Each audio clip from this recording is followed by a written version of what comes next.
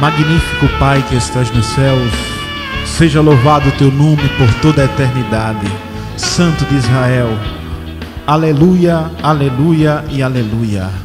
Glórias ao Pai, glórias ao Filho e glória ao Espírito Santo de Deus por toda a eternidade. Santo de Israel, eu te agradeço por este grande trabalho que o Senhor tem nos dado, Senhor. A tua fé, a tua esperança que tem, Senhor Deus, entrado dentro de nós. E neste grandioso momento, que é um momento de oração, nós glorificamos a Ti, Senhor. Exaltamos ao Teu nome, glorificamos a Tua Trindade divina. Aleluia, aleluia e aleluias. Santo Deus de Israel, manifesta o Teu poder em nossos corações. Estende as Tuas mãos poderosa para que o Teu nome seja glorificado em nossas vidas, Pai.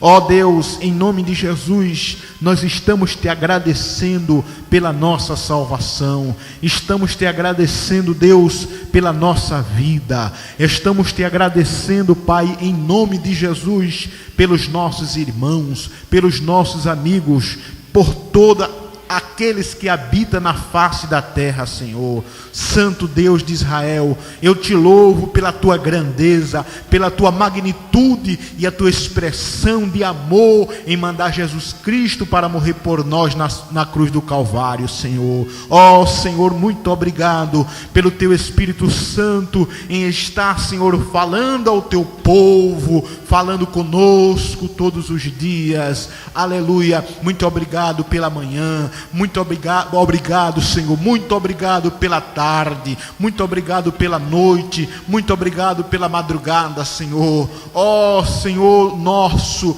quão maravilhoso é o teu nome sobre toda a terra.